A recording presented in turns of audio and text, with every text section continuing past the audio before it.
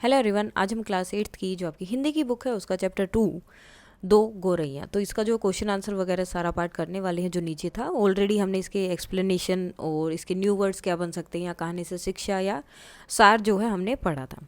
So question answer शुरू करते हैं। सबसे पहले पार्ट से आता है मेरी समझ में निम्नलिखित प्रश्नों के उपयुक्त उत्तर के सम्मुख तारा बनाइए और कुछ प्रश्नों के आंसर जो है एक से अधिक हो सकते हैं। पिताजी ने कहा कि घर सराय बना हुआ है क्योंकि घर में अलग अलग जो है पक्षी और जीव जंतु रहते थे और घर में विभिन्न जीव जंतु आते जाते रहते थे। सो घर में विभिन्न पक्षी और जीव जंतु रहते थे और घर में विभिन्न जीव जंतु आते जाते रहते थे। पिताजी द्वारा घर को सराय कहने का कारण यह है कि घर में विभिन्न पक्षी जैसे गोरैया, तोते, कोए और जीव जंतु चूहे, चमगादड़, छिपकलियाँ, चींटियाँ आदि बिना किसी रोक टोक के आते जाते रहते हैं। यहाँ घर की बनावट का विशाल होना या मालिक न होना इस संदर्भ में उपयुक्त नहीं है।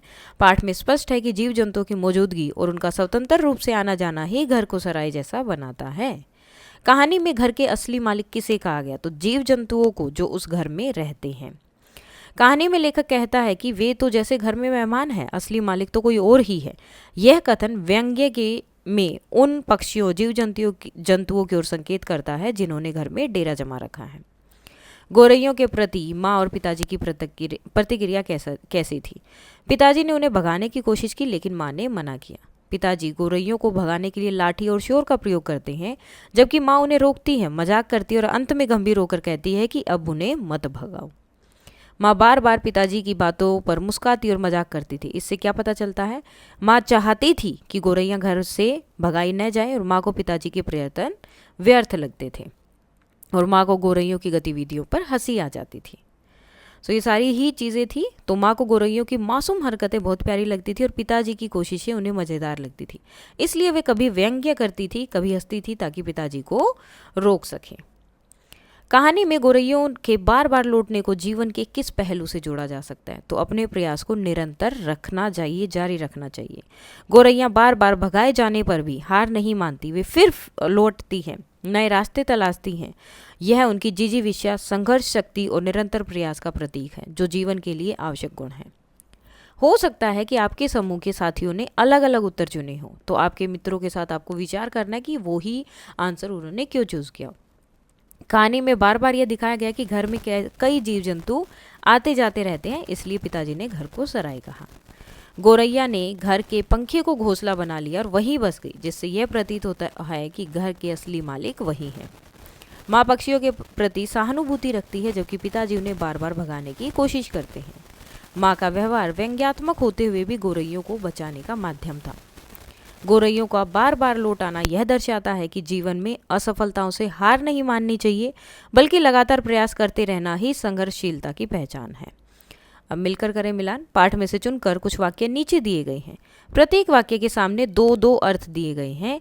अपने समूह में चर्चा कीजिए और इनमें से जो सबसे उपयुक्त है उसके अर्थ को आपको यहाँ पर लगाना है कि कौन से वाला सही है। वह शोर मचाता है कि कानों के पर्दे फट जाएं, वह शोर मचता है कि कानों के पर्दे फट जाएं, पर लोग कहते हैं कि पक्षी गा रहे हैं। सो पिताजी को पक्षियों का चहकना शोर जैसा लगता था, लेकिन लोग उसे क्या बोलते हैं कि वो संगीत की तरह है। आंगन में आम का पेड़ है, तरह तरह के पक्षी उस पर डेरा डाले रहते, तो आम के पेड़ पर अलग अलग प्रकार के पक्षी हर समय निवास करते हैं। वह धमा चौकड़ी मचती है कि हम लोग ठीक तरह से सो भी नहीं पाते, तो चूहों की भागदौड़ और शोर इतना होता है कि घर के लोग चैन से नहीं सो पाते। वह समझते हैं कि माँ उनका मजाक उड़ा रही है, तो पिताजी को ऐसा भ्रम होने लगता है कि माँ उनकी चेष्टाओं का उपहास कर रही है। उपहास का मतलब भी मजाक है। पिताजी ने लाठी दीवार के साथ टिका कर रख दी और छाती फैलाए कुर्सी पर आ बैठे। सो पिताजी ने लाठी एक और रख दी और गर्व से विजयी मुद्रा में बैठ गए। इतने में रात पड़ गई। कहानी की घटनाओं के बीच धीरे धीरे रात हो गई और अंधेरा छा गया। जब हम लोग नीचे उतर कर आए तो वे फिर से मौजूद थी और मजे से बैठी मल्हार गा रही थी। तो गोरैया फिर से लौट आई थी और शांत व प्रसन्न भाव से चहचहा रही थी, जैसे कोई राग गा रही हूँ। अपने उत्तर को अपने मित्रों के साथ मिलान कीजिए और विचार कीजिए कि आपने जो है कौन से अर्थ का चुनाव किया। अब देखो, जब भी आपके क्वेश्चंस आते हैं, आपने जो भी आंसर आप चूज करते हैं उसके बाद आपको उनको एक्सप्लेन करना है कि आपने वो क्यों चुना। तो यहीं पर है। जैसे फर्स्ट वाला अभी जो हमने किए थे, मिलान किया है हमने, तो पहले वाला यह वाक्य प्रतीकात्मक और व्यंग्यात्मक शैली में लिखे गए हैं। अतः उनका अर्थ सीधा न होकर प्रसंग के अनुसार व्याख्यात करना पड़ता है।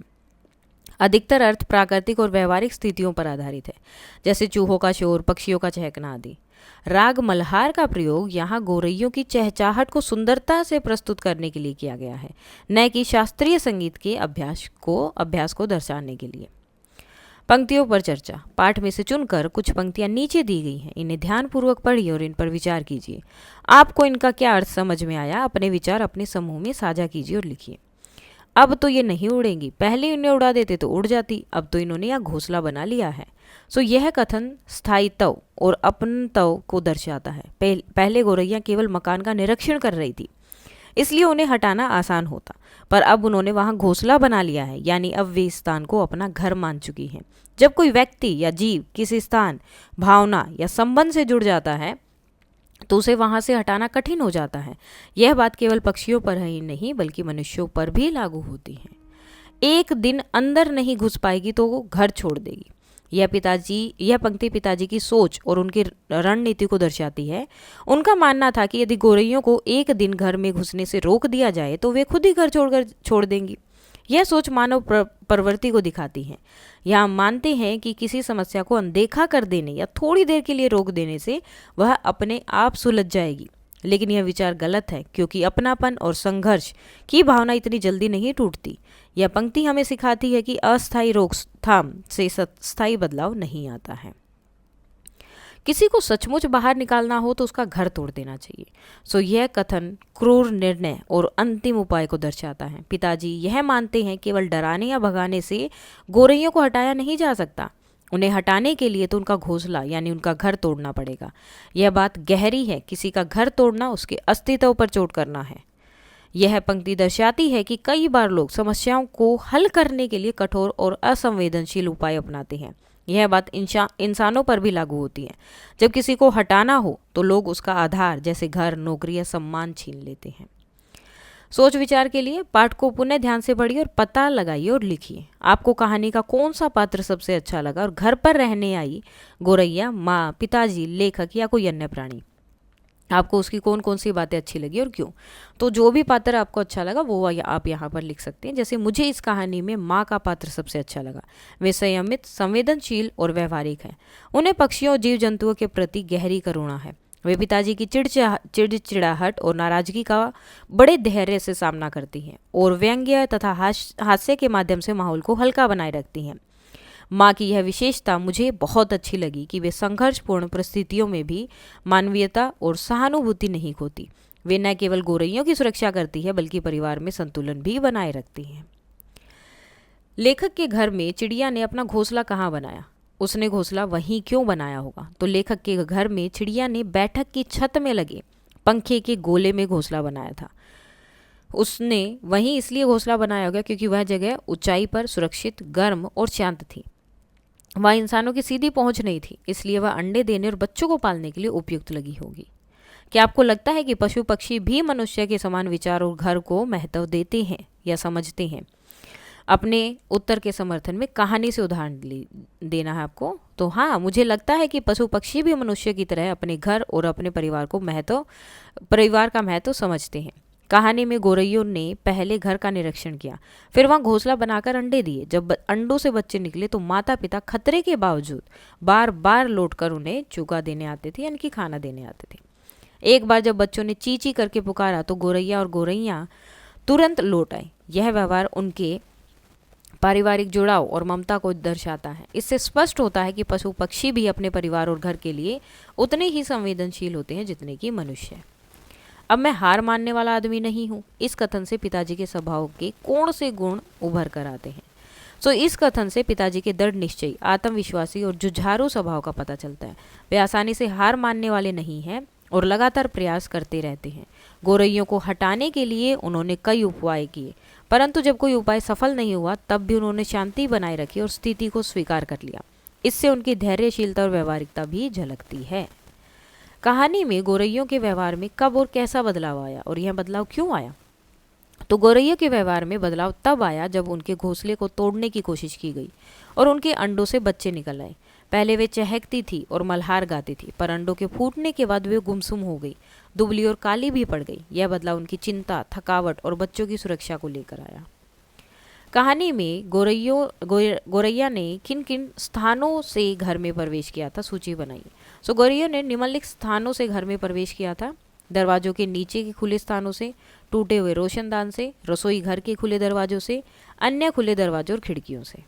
इस कहानी को कौन सुना रहा है और आपको यह कैसे पता चलता है? तो इस कहानी को लेखक स्वयं सुना रहा है, अर्थात ये प्रथम पुरुष में लिखी गई है। इसका पता हमें बार बार आने वाले मैं शब्द से चलता है। जैसे उदाहरण के लिए, मैंने भागकर दोनों दरवाजे बंद किए, मैंने सिर उठाकर ऊपर की ओर देखा, मैंने देखा पिताजी स्टूल से उतर आए हैं।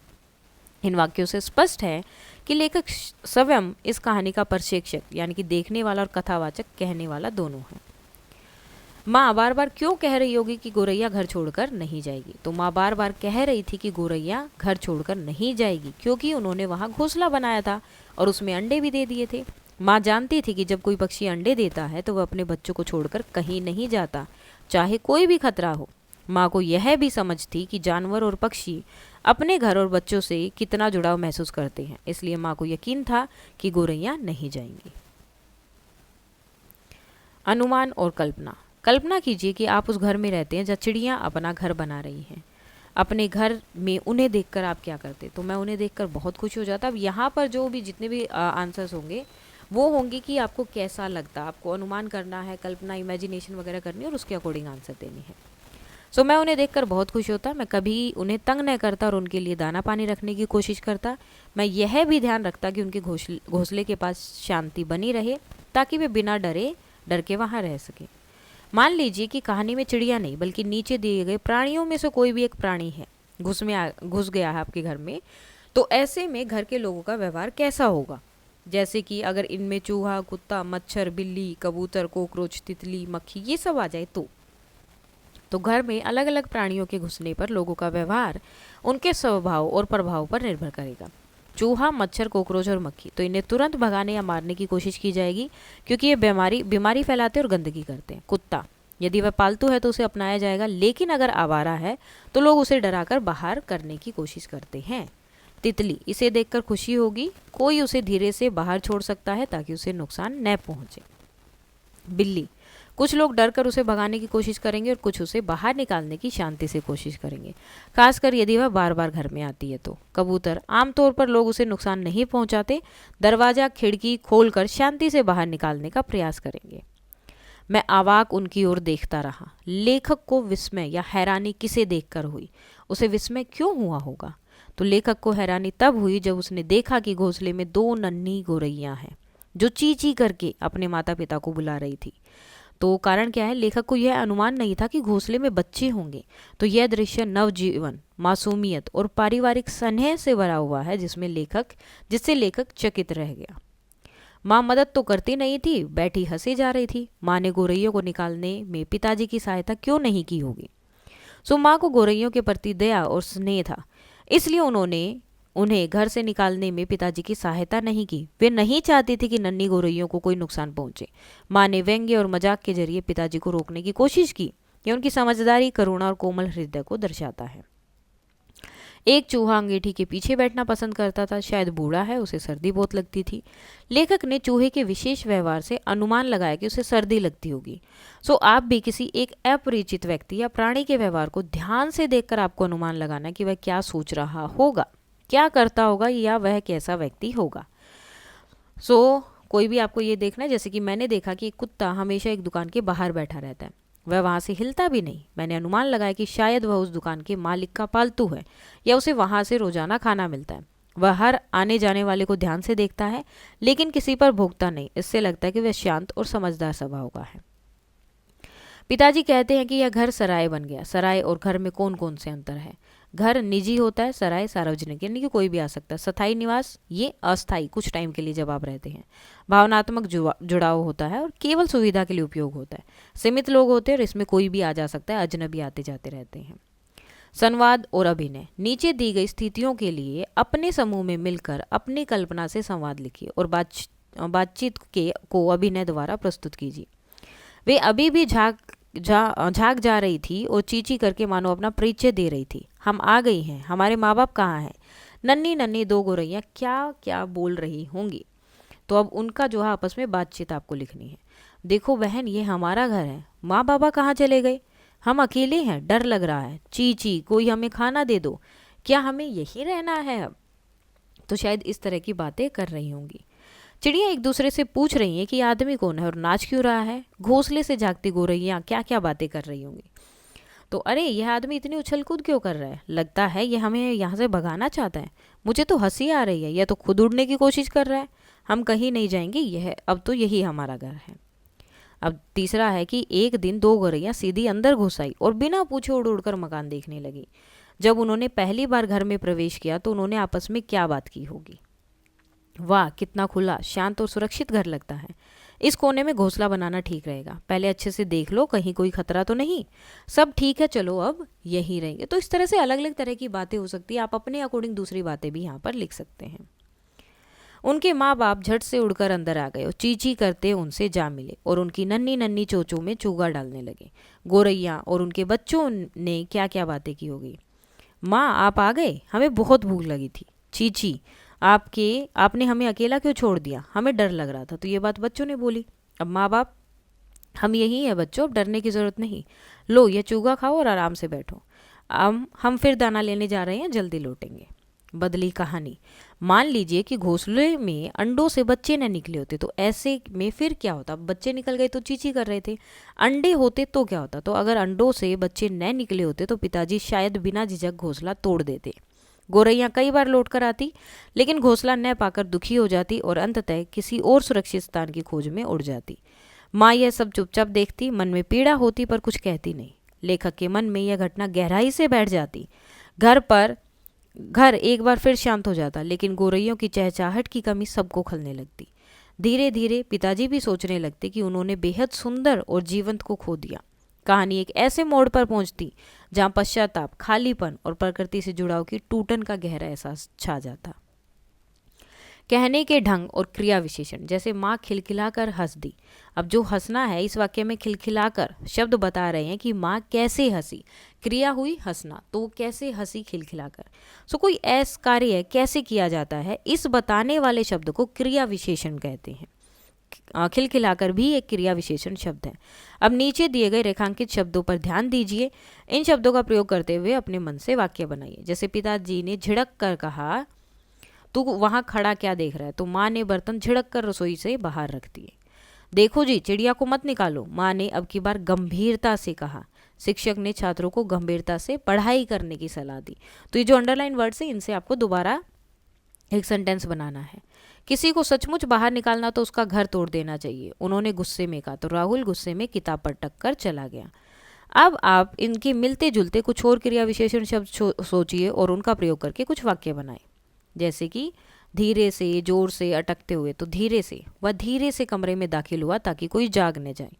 जोर से, बच्चा खेलते खेलते जोर से हंस पड़ा। अटकते हुए, परीक्षा में उसने उत्तर अटकते हुए दिया। चिल्लाकर, वह चिल्लाकर बोला यह मेरी चीज़ है। शर्मा कर, लड़की शर्मा कर नीचे देखने लगी। सहम कर, वह तेज आवाज़ सुनकर सहम कर पीछे हट गया। फुसफुसाते हुए, बच्चे आपस में फुसफुसाते हुए बातें कर रहे थे।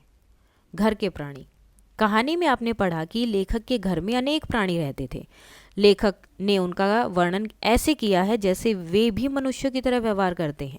कहानी में से चुनकर उन प्राणियों की सूची बनाइए और बताइए कि वे मनुष्यों जैसे कैसे और कौन कौन से व्यवहार काम करते थे। जैसे बिल्ली फिर आऊंगी कहकर चली जाती है, इसी तरह से बिल्ली फिर आऊंगी कहकर चली जाती है जैसे कोई व्यक्ति वादा कर रहा है। चूहा भाग दौड़ करते हैं, धमा चौकड़ी मचाते जैसे बच्चे खेलते समय शोर मचाते हैं।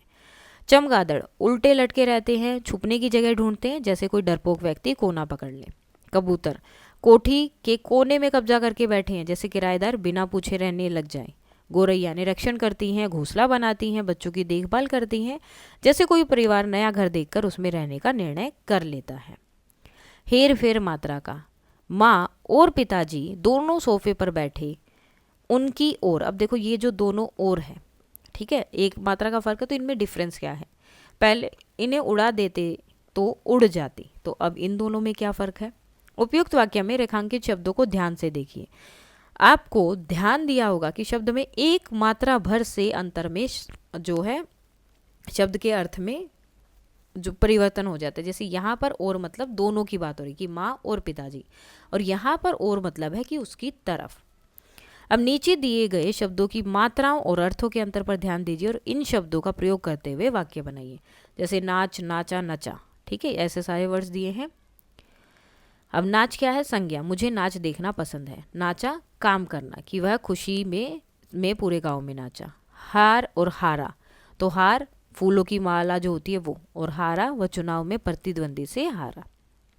पिता, पिता मतलब जो पिता आपके फादर हैं वो बहुत अनुशासन प्रिय हैं, और पीता वह रोज दूध पीता है, जो भी आप कोई ड्रिंक पीते हैं उसके लिए। चूक और चूक मतलब मैं समय पर टिकट लेना चूक गया, इनकी भूल गया। यहाँ पर चूक कि मेरे से बहुत बड़ी चूक हो गई, कि तुम समय पर नहीं पहुँचे, तुम्हारी बहुत बड़ी चूक है, कि गलती है। नीचा और नीचे, नीचा अपनी गलती मानकर सिर नीचा किया, नीचे किताब मेज के नीचे रखी है। सहसा और साहस, सहसा जोर की आवाज आई एकदम से, ठीक है, और सब चौंक गए। और साहस, कठिन समय में साहस नहीं खोना चाहिए। अब आता है वाद विवाद।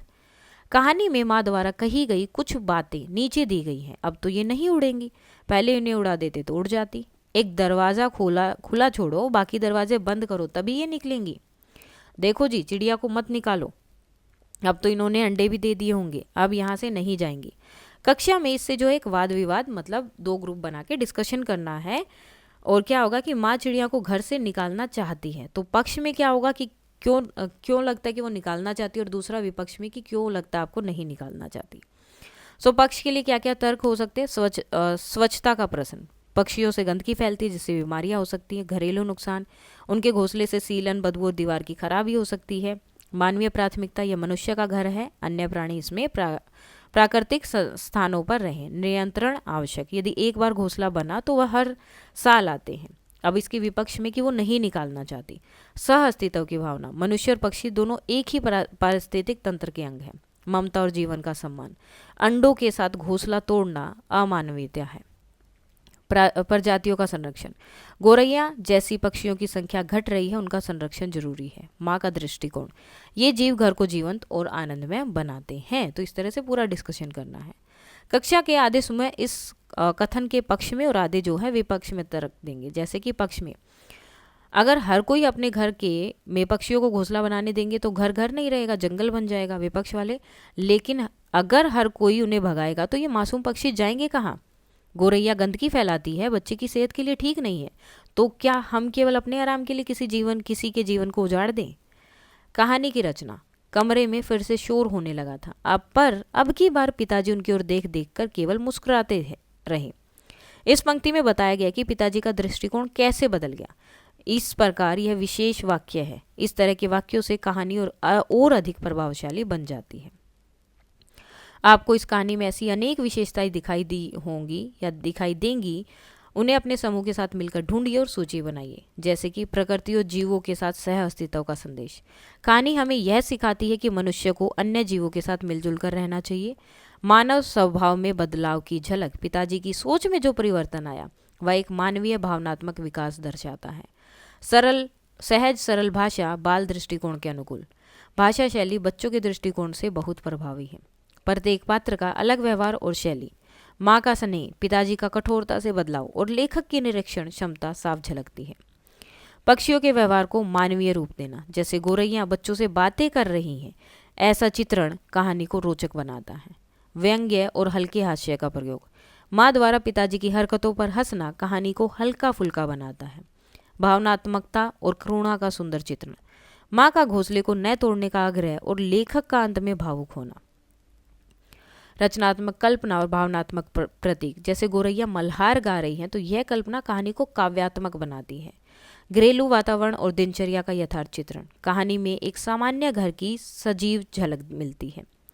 छोटे विवरणों से गहराई। छोटे संवाद और घटनाएं भी बड़ा प्रभाव छोड़ती हैं, जैसे बच्चे चींची करते हैं और माँ मुस्काती है। इस कहानी की कुछ विशेषताओं को नीचे दिया गया है, उसके जो है उदाहरण कहानी में से देख के बताने हैं। जीव जंतुओं का मानवीकरण। तो उदाहरण, अब एक दिन दो गोरैया सीधी अंदर घुस आई और बिना पूछे उड़ उड़ कर मकान देखने लगी। पिताजी कहने लगे कि मकान का निरीक्षण कर रही हैं कि उनके रहने योग्य है या नहीं। विश्लेषण, गोरैयों को यहाँ मानवीय गुण दिए गए हैं, जैसे कि वे मकान का निरीक्षण कर रही हो, जो मानव व्यवहार को दर्शाता है। हास्य का समावेश, उदाहरण, माँ फिर हंस दी, तुम तो बड़े समझदार हो जी, सभी दरवाजे खुले हैं और तुम गोरैया को बाहर निकाल रहे हो, एक दरवाजा खुला छोड़ो, बाकी दरवाजे बंद कर दो। विश्लेषण, माँ का पिताजी के असफल प्रयास पर व्यंग्य और हंसी कहानी में हास्य उत्पन्न करता है। मानवीय भावनाओं का चित्रण, उदाहरण, पिताजी के हाथ ठिठक गए, पिताजी स्टूल पर से नीचे उतर आए और घोंसलों के तिनकों में से लाठी निकालकर उन्होंने लाठी को एक ओर रख दिया और चुपचाप कुर्सी पर आकर बैठ गए। विश्लेषण, नन्ही गोरैया को देखकर पिताजी का गुस्सा सहानुभूति में बदल जाता है और उनकी मानवीय संवेदनशीलता को दर्शाता है। प्रकृति और मानव के बीच संबंध, उनके माँ बाप झट से उड़कर अंदर आ गए और चींची करते हुए उनसे जा मिले और उनकी नन्ही नन्ही चोंचों में चूगा डालने लगे। विश्लेषण, गोरैया को अपने बच्चे की देखभाल करना और मानव परिवार का इसे देखना प्रकृति और मानव के बीच स्नेहपूर्ण संबंध को दर्शाता है।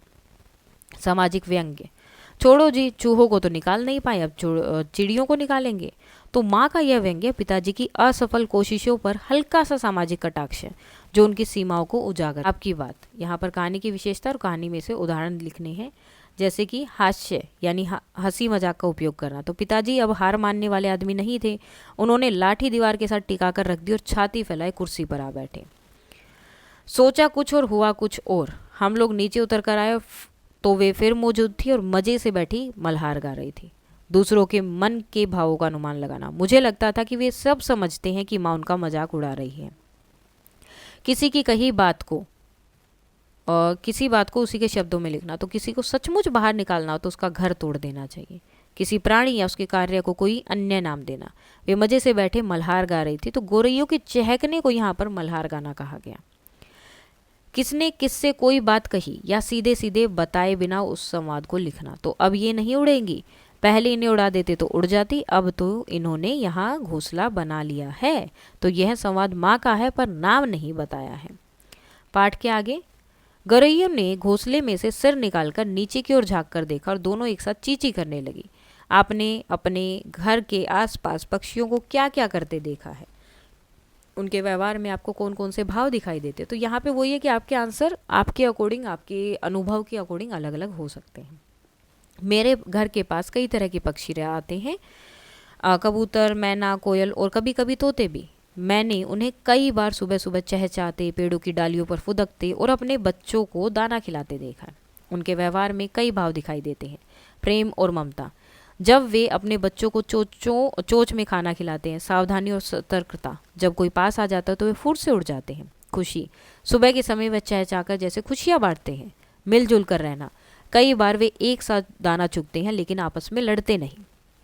नेक्स्ट, कमरे में फिर से शोर होने लगा था, पर अब की बार पिताजी उनकी ओर देख देख कर केवल मुस्कुराते थे रही। कहानी के अंत में पिताजी गोरैयों को अपने घर में रहना स्वीकार कर लेते हैं। क्या आप भी कोई स्थान या वस्तु किसी अन्य के साथ साझा करते हैं? उनके बारे में बताइए। साझेदारी में यदि कोई समस्या आती है तो उसको कैसे हल करते हैं? हाँ, मैं अपनी छोटी बहन के साथ अपना कमरा और खिलौने साझा करता हूँ, तो जो आपके एक्सपीरियंस है वो बताने हैं। कभी कभी मैं अपनी किताबें दोस्तों के साथ भी बांटता हूँ। साझेदारी में कभी कभी समस्याएं आती हैं, जैसे कोई मेरी चीज़ बिना पूछे ले लेता है, दोनों को एक ही चीज़ एक साथ चाहिए होती है, तो इन समस्याओं का समाधान कैसे करते हैं? मैं उनसे शांतिपूर्ण बात करता हूँ। हम समय बांट लेते हैं, जैसे एक चीज़ को आधा आधा समय उपयोग करना। अगर बात सही नहीं होती तो माँ पापा से मदद लेते हैं। साझा करने से हम दूसरों की ज़रूरत को समझते हैं और हमारे आपसी रिश्ते मजबूत होते हैं। परिवार के लोग गोरैयों को घर से बाहर भगाने की कोशिश करते हैं, किंतु गोरैयों के बच्चों के कारण उनका दृष्टिकोण बदल जाता है। क्या आपके साथ कभी ऐसा हुआ है कि किसी को देखकर या मिलकर आपका दृष्टिकोण बदल गया हो? हाँ, एक बार स्कूल में एक नया लड़का आया था। वह बहुत चुपचाप और अकेला रहता था। पहले मुझे लगा कि वह घमंडी है, इसलिए मैं उससे बात नहीं करता था। फिर एक दिन वह मुझसे पेंसिल मांगने आया। जब मैंने उससे बात की तो पता चला कि वह बहुत शर्मीला है, लेकिन बहुत दयालु और मददगार है। उसके बाद हम अच्छे दोस्त बन गए। इस घटना से मुझे यह सीख मिली कि किसी को अच्छी तरह जाने बिना उसके बारे में राय नहीं बनानी चाहिए। चिड़िया का घोंसला बनाना चिड़ियों के जीवन का एक सामान्य हिस्सा है। विभिन्न पक्षी अलग अलग तरह के घोंसले बनाते हैं। इन घोंसलों में से वे अपने अंडे देते हैं और अपने चूजे पालते हैं। अपने आसपास विभिन्न प्रकार के घोंसले ढूंढिए और उन्हें ध्यान से देखिए और नीचे दी गई तालिका को पूरा करना है। उनको हाथ नहीं लगाना है, अगर हाथ लगा दिया तो पक्षियों या अंडों को भी खतरा हो सकता है। सो घोंसले कहाँ देखें, जैसे नीम की पेड़ के ऊपर की शाखा पर, सूखी पत्तों, सूखी घास, पत्तियां, रेशे, धागे, नहीं चूजे नहीं थे और गोरैया का। दूसरा है स्कूल की इमारत के रोशनदान में सूखी पत्ती और बारीक तिनके। घोंसला खाली था, हाँ, और कबूतर, मतलब इसमें खाली नहीं था, इसमें खाली था। छत की बालकनी के कोने में धागे, कागज के टुकड़े, रुई, और ये खाली नहीं था, अंडे रखे थे, बुलबुल का था। पुराने छायादार छप्पर के नीचे मिट्टी और घास मिश्रित गोल घोंसला, तो ये भी खाली था, आबाबिल सॉरी। बगीचे में एक पुराने आम के पेड़ के तने के खोखल में लकड़ी के टुकड़े, सूखे पत्ते और बाल, तो ये भी खाली था, और मैना का था। तो इस तरह से जो भी आपने देखे वो आप बना सकते हैं। विभिन्न पक्षियों के घोंसले से संबंधित एक प्रस्तुति तैयार करनी है, तो एक पीपीटी टाइप तैयार करनी है। जैसे यहाँ पर है, ये गोरैया है, हाउस स्पैरो, छोटे और गोल होता है घोंसला। घोंसले की सामग्री में ये चीज़ें यूज़ करते हैं, सूखी घास, रुई, पंख और धागे। स्थान छत पर, रोशनदान या पुरानी अलमारियों में। विशेषता घरों के पास रहना पसंद करती हैं। कबूतर, घोंसला बड़ा, खुला और साधारण होता है। क्या क्या यूज़ करते हैं, सूखी टहनियाँ और डंडियाँ। स्थान खिड़कियों, मुंडेरों और या रोशनदानों में। विशेषताएं इंसानों के आसपास रहना पसंद करते हैं। बुलबुल का जो है प्याले जैसा सुंदर होता है, नाजुक तिनके, धागे और पत्तियों से बना होता है। झाड़ियों या छोटे पेड़ों में बहुत सुरीली आवाज़ में चहकती हैं। अब इनका है अबाबिल, घोंसले का आकार गोल और चिपका हुआ। घोंसले की सामग्री मिट्टी और लार से बनाते हैं। दीवार या छत के कोनों में समूह में घोंसले बनाते हैं ये। उसके बाद मैना, बड़ा और आरामदायक होता है, सूखी लकड़ियों, पत्ते और कागज से। स्थान पेड़ की खोखली जो चीज़ें होती है दीवार की दरारों में। विशेषता मनुष्य के आसपास रहना पसंद करती हैं। मल्हार, जब हम लोग नीचे उतर कर आए तो भी वे फिर से मौजूद थी और मज़े से बैठी मल्हार गा रही थी। मल्हार भारतीय शास्त्रीय संगीत के लिए एक प्रसिद्ध राग का नाम है। यह वर्षा ऋतु से जुड़ा है। आप जानते हैं कि आपकी हिंदी की पाठ्य पुस्तक का नाम मल्हार भी इसी राग पर है। नीचे दी गई इंटरनेट कड़ियों के माध्यम से आप जो है राग मल्हार सुन सकते, तो ये लिंक है, इनसे आप सुन सकते हैं उसके बारे में। हास्य व्यंग्य, छोड़ो जी, चूहे को तो निकाल नहीं पाए, अब चिड़िया को निकालोगे, माँ ने व्यंग्य किया। आप समझ गए होंगे कि इस वाक्य में माँ ने पिताजी से कहा कि चिड़ियों को तो नहीं निकाल सकते। इस प्रकार की जो कही गई बातें उन्हें व्यंग्य करना कहते हैं, जिसे हम टोंट मारना ही बोल देते हैं। व्यंग्य का अर्थ है हंसी मजाक या उपहास के माध्यम से किसी कमी, बुराई या विडंबना को उजागर करना। व्यंग्य में बात को सीधे न कहकर उल्टा और संकेतात्मक ढंग से कहा जाता है, ताकि उसमें चुटकीलापन भी हो और गंभीर सोच की संभावना भी बनी रहे। अनेक बार व्यंग्य में हास्य भी छिपा होता है। आपको इस कहानी में कौन कौन से वाक्य पढ़कर हंसी आई, तो उनको लिखना है। जैसे छोड़ो जी, चूहों को तो निकाल नहीं पाए, अब चिड़िया को निकालेंगे। अब तो ये नहीं उड़ेंगी, पहले इन्हें उड़ा देते तो उड़ जाती, अब तो इन्होंने यही घोंसला बना लिया है। चूहे धमा चौकड़ी मचाते हैं जैसे पूरी कोठी उन्हीं की हो। पिताजी ने लाठी दीवार के साथ टिका कर रख दी और छाती फैलाए कुर्सी पर आ बैठे। हम नीचे उतर कर आए तो वे फिर वहीं मौजूद थी और मजे से बैठी मल्हार गा रही थी। माँ मुस्कुराकर बोली, अब तो यही कहीं नहीं जाएंगी। अब चुने हुए वाक्यों में से कौन कौन से वाक्य आपको व्यंग्य कहे जा सकते हैं, जैसे ये वाले हमने लिखे यहाँ पर। सो छोड़ो जी, चूहों को तो निकाल नहीं पाए, तो ये व्यंग्य है। अब तो ये नहीं उड़ेंगी, पहले उड़ा देते तो उड़ जाती, तो ये भी है। पिताजी भी हार मानने वाले आदमी नहीं थे, ये भी है। पिताजी ने लाठी दीवार से टिका कर रख दी और छाती फैलाए कुर्सी पर आ बैठे, ये व्यंग्य नहीं है। हम नीचे उतर कर आए तो वे फिर वहीं मौजूद थी, मजे से बैठी मल्हार गा रही थी, तो ये भी व्यंग्य नहीं है। चूहे धमा चौकड़ी मचाते जैसे पूरी कोठी उन्हीं की हो, ये भी व्यंग्य है। माँ मुस्कुरा कर बोली, अब तो ये कहीं नहीं जाएगी, तो ये भी व्यंग्य नहीं था। देन उसके बाद है आज की पहेली। नीचे एक चित्र पहेली है जिसमें बिल्ली को आपको चूहे तक पहुंचाना है, तो जो भी रास्ता मिलेगा वो आपको करना है। नेक्स्ट, झरोके से। दो गोरैया कहानी में आपने पढ़ा कि दो गोरैया लेखक के घर में बिन बुलाए अतिथि की तरह आ जाती हैं। पिछले कई वर्षों से गांव नगरों में नन्ही चिड़ियाओं की संख्या निरंतर कम होती जा रही है। इसलिए भारत सरकार ने इनके संरक्षण के लिए 20 मार्च को विश्व गोरैया दिवस घोषित किया है। आइए पढ़ते हैं विश्व गोरैया दिवस पर प्रेस सूचना ब्यूरो द्वारा प्रकाशित लेख जो है उसका एक छोटा सा अंश। कभी बहुतायत में पाए जाने वाली घरेलू गोरैया अब कई जगहों पर एक दुर्लभ दृश्य और रहस्य बन गई है। इन छोटे प्राणियों के प्रति जागरूकता बढ़ाने और उनकी रक्षा करने के लिए हर साल 20 मार्च को विश्व गोरैया दिवस मनाया जाता है। भारत में गोरैया सिर्फ पक्षी नहीं, वे साझा इतिहास और संस्कृति का प्रतीक हैं।